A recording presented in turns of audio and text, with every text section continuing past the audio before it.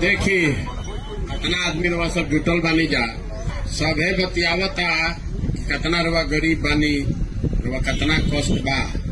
हमारा के रवा 10 मिनट में जितना बताई एक से ज्यादा रवा तो जीवन उहे में जियता ठीक न। लेकिन रवा का मांगता नहीं हमारा के कुछ दे दी मदद कर दी। कोई आके रवा के मदद करी तो कई दिन मदद करी, एक दिन करी 2 दिन करी, उससे तरह और गरीबी ना दूर हुई।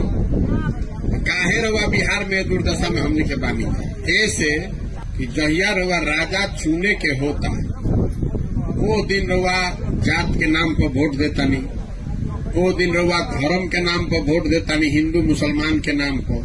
वो दिन कोई 500 रुपया दिलस तो रवा वोट दे देनी रवा बताई। चाहे 5 किलो अनाज मिलता है पर रवा वोट देता नहीं और 5 में रवा चोरी करके 4 किलो देता सन। तो 4 किलो अनाज रवा के जीवन भर अगर मिलत रही तो गरीबी से निकलो। गरीबी से निकले के 3 गो रास्ता बा। अगर घर में राउर लड़का कोई पढ़ लिख के नौकरी करे लागी तब रवा गरीबी से निकल सकत नहीं।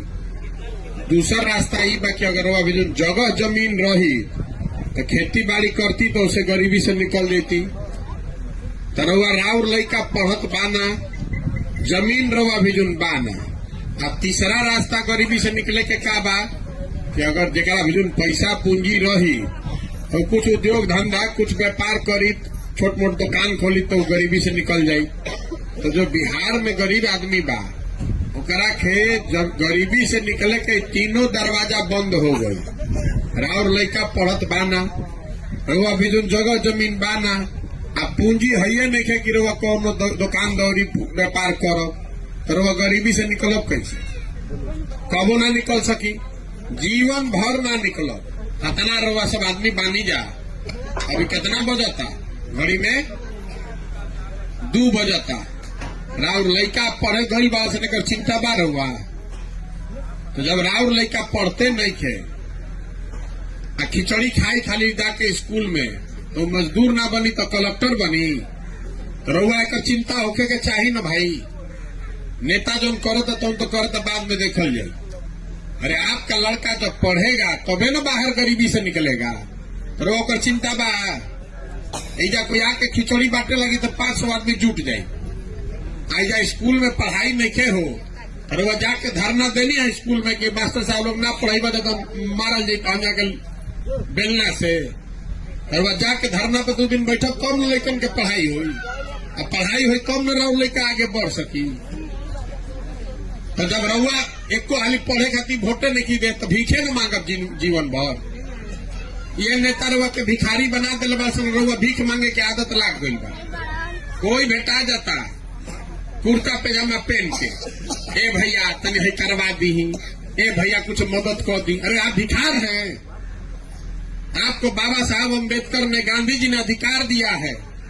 जिसका आप बटन दबाते हैं वही ना राजा बनता है। ये राजा क्या बनता? जेकरा के रउआ बटन दबावता नहीं तबे ना राजा बनता। रउआ ना बटन दबाई तो राजा कोई बन सकेला? तो काहे घड़ी देता नहीं रउआ गलती वोट? आदमी कहते कि हमरा के बेवकूफ बना के ले ठग ले लो। जात नहीं साड़ी खरीदे लुगा खरीदे तो दुकान पर वो जाइब, दुकान वाला ठग दी तो फिर वो दुकान पर जाइब आ फिर से वो दुकान पर जाइब घर आके कहो कि ठगा गई नहीं तो घर के आदमी क्या कही कि जब तारा मालूमे रहे कि ठगत तो काहे गलू फिर से।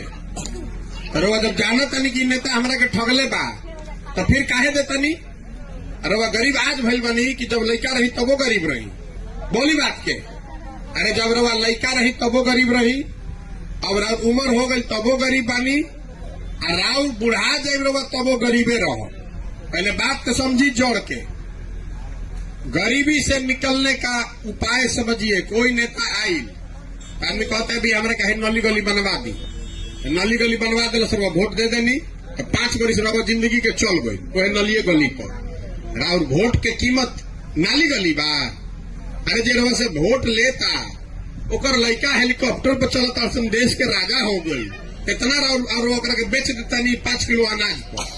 हे भाई मोदी जी 4 किलो अनाज देता चलो कमल को वोट दबाओ तो 4 किलो भिखार ऐसा खात रही जिंदगी भर। उनका के वोट दे के राजा बनैले रही। अरे रवा ई न कहे के चाहिए हमने के वोट के कीमत लइकन के भविष्य बा, शिक्षा और रोजगार बा। जितना आदमी खड़ा बनी रहा और जितना घर के सामान बा, कहीं गई हो न मजदूरी करे। जे घर के आदमी सामान चल गई बहरी मजदूरी करे, तो साल में एक बार कोई छठ में आवता, 10 दिन घरे आई तो वह भेंट होता।